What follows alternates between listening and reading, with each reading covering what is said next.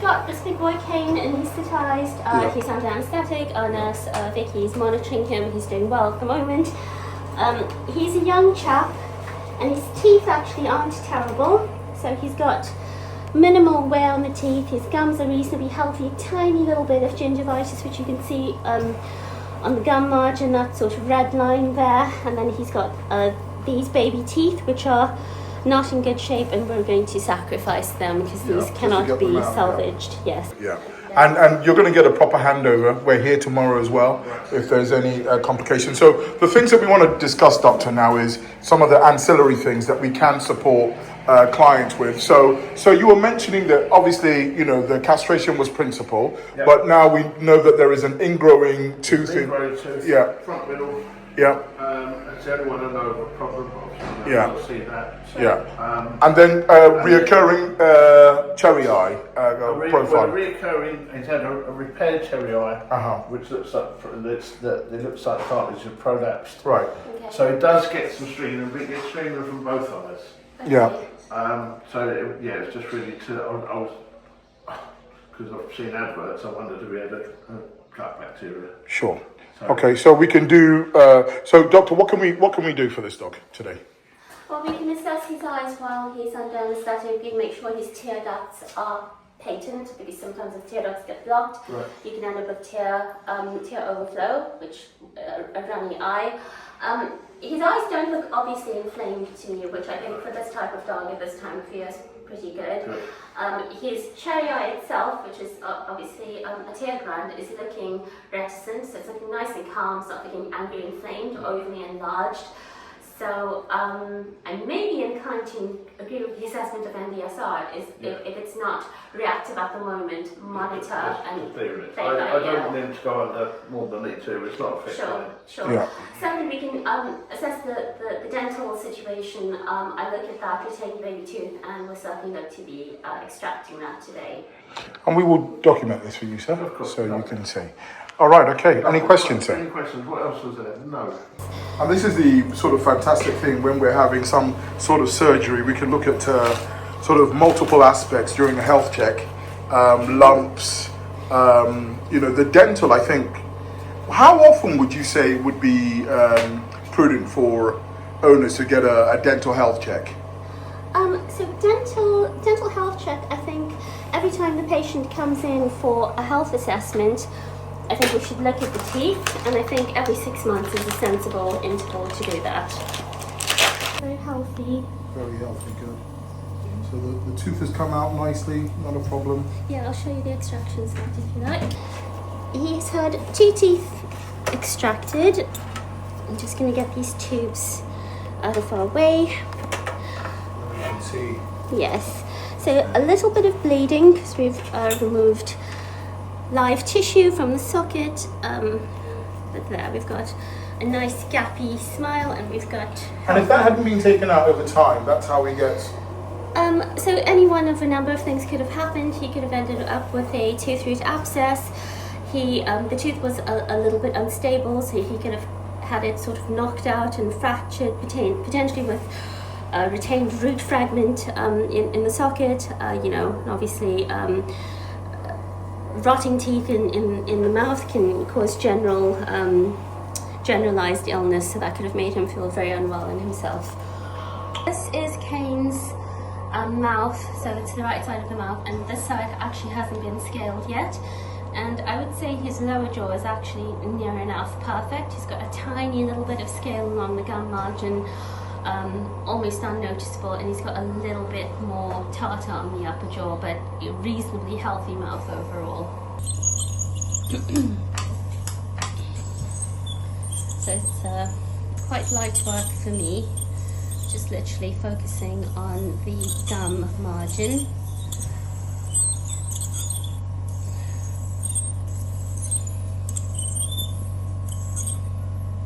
Getting into that little crevice between the teeth, incidental spaces again under the gum margin. So is that a spirit that you're using just to It is, yeah. So the initial clean is using chlorhexidine, Hibby scrub, which is an antiseptic, antimicrobial scrub. Yeah. So we clean it all thoroughly until you have got clean swabs on return. Once it's all cleaned, you then do a spirit as a finish, and now that's ready for the vet to operate on. Lovely. I would like to point out a fantastic USP. So this is a separate theatre from the dental room. And this here is the dental room itself, where the dental procedures are carried out. So these are carried out in 2 separate rooms to improve hygiene. Putting on 200 mils per hour. Would you like more? Or But is that twice maintenance? I think that's fine with him. you happy, yeah? What did you say his BP was? 99 over 53. Perfect. Cool. You happy? Yeah. Okay, thank you.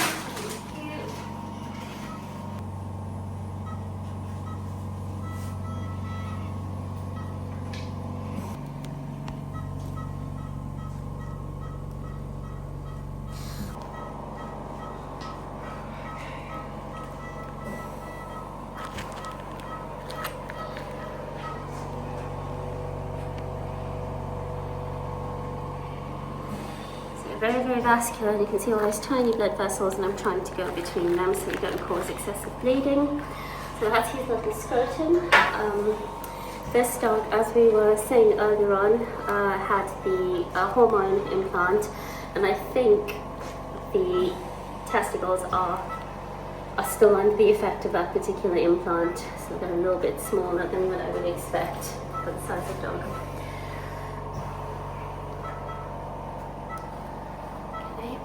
We're just going through the various layers of tissue,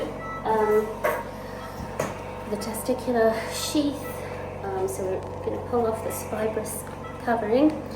Now we've got the testicular cords, including this very vascular looking cord, which we're going to ligate securely, and then we will remove the testicle.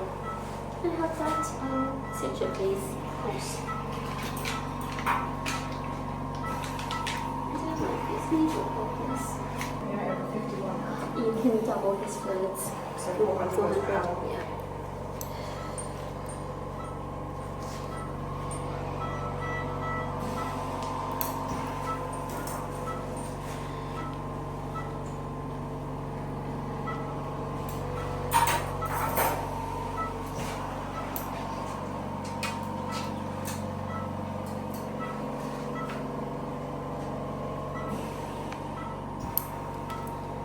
It seems like a very straightforward procedure. It is a very straightforward procedure. So, And what's the typical sort of recovery time for a dog that's had this?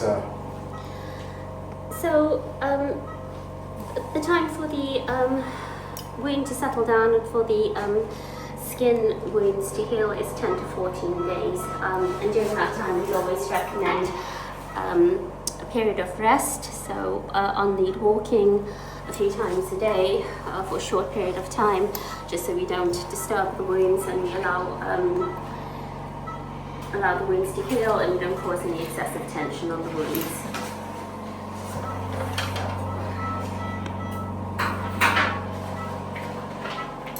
So I'm just going to put in a second set of ligatures, and then we can snip and remove, and then we will repeat on the other side. And what's the importance of those ligatures that you're putting in? These ligatures are to ensure a good seal on the structures that we're tying off. So particularly we want a good tight ligature on the blood vessels so that we can avoid unnecessary bleeding or slippage of the ligature, which could cause problems.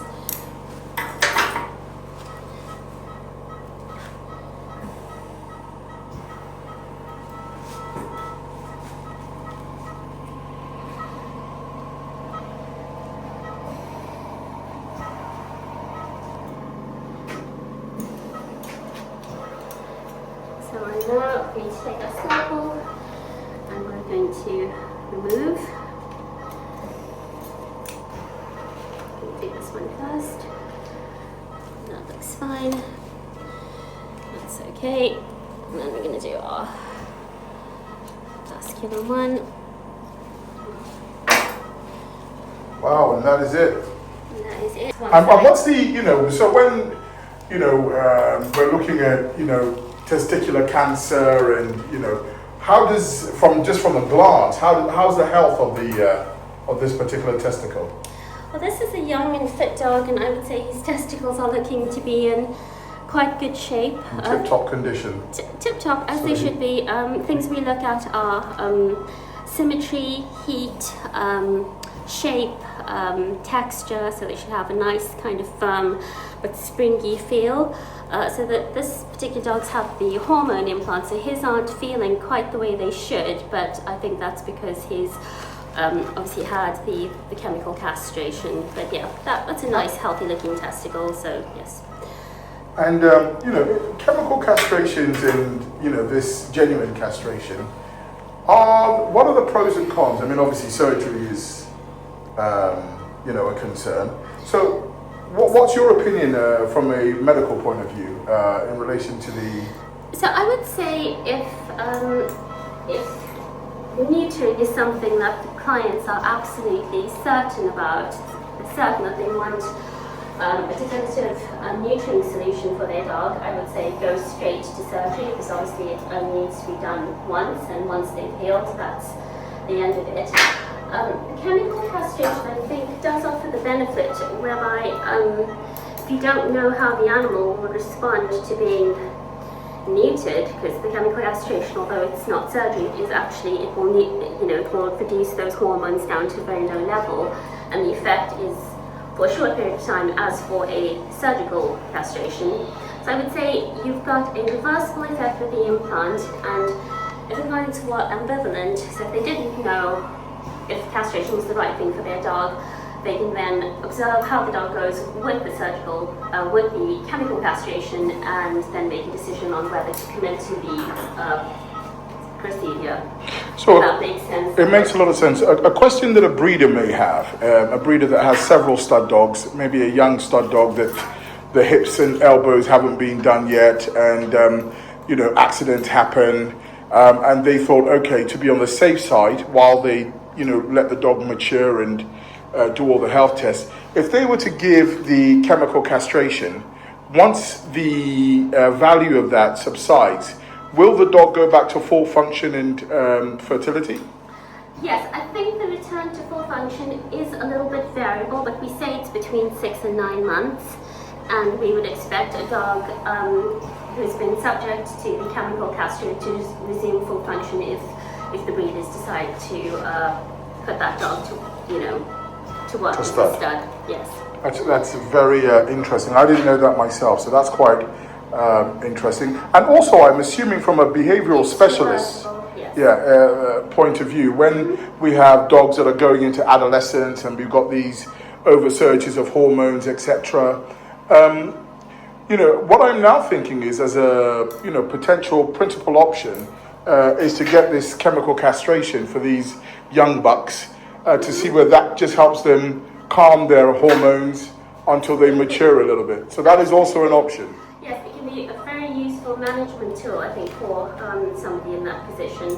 Yeah, and I don't want to put you on the spot because, again, people talk about the financials, and we're running a promotion at the moment because we're pro clients. We want to give good value. But typically, I would imagine there's quite a cost difference between castrating a dog like this, a full operation, or having an injection. So, I'd be lying if I told you that I knew the cost of the implant off the top of my head, but I will say that it's not inconsiderable. So I would say, if you feel that surgical castration is the right thing for your pet or your dog, it's probably more cost effective to have the surgery done than repeated implants. That makes a lot of sense. So the implant is expensive. I think it probably will run into the hundreds off the top of my head, but don't quote me. Well, we can offer you both options, and there will be promotional packages for chemical and for the surgery. So That's that's a very lovely, nice, neat. It's on the small side, Yeah. small testicles. Really. And actually, he's got a very interesting looking scrotum. So I think this has actually Shrunk from yeah, the chemical. exactly. This was not what I was expecting. Yeah.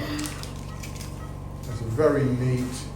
Oh, thank I've you. never seen this before. I've got to say that for me, just looking at that, and I come in with a bias every time. You're not feeling sick then? I think it was a remarkable job.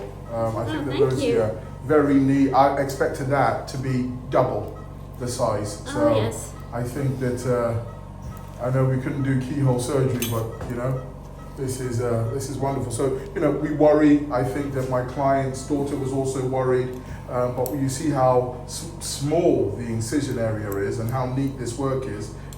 We're very confident that that recovery should be incredibly smooth. His blood pressure has come up nicely with the increased fluid rate as well. Perfect. What's his systolic now? We're at 108/65 now, and he's remained regular with around Okay. 40 heart rate, 16 respirations. He's nice and pink, good refill time, so he's doing well. So we wanted to just the final look. The final look. Look at that. Our suture is actually buried, so we don't need glue on this. And that's what we particular talk case. about expertise. And when you have 2 decades of experience, 2 decades of experience, this He's telling is me how old I this am is now. the outcome. Doctor, bravo, bravo, bravo. Well done, guys. Hello, young man. And Huh? he's looking very good for what So he's we had done. 2 extractions as well, didn't we? 2 extractions and the big snip. So that was a really big deal for him. Oh, the teeth. Hold on, I'll grab this. Right here. Yeah. Thank you. Excellent. You happy, darling? I'm telling you, he seems very. I think that maybe those extractions give him some relief. You've had toothache before, right? The teeth were very unhealthy, actually. They were infected. So there they are. That was probably, do you think, causing him some pain? Probably. Definitely. Yeah. Probably. Yes. So he look. I think he definitely looks happier. Huh? He's had a lot of drugs. Yeah. Still So what food is this dog on? Uncle Benji. Uncle Benji. Excellent.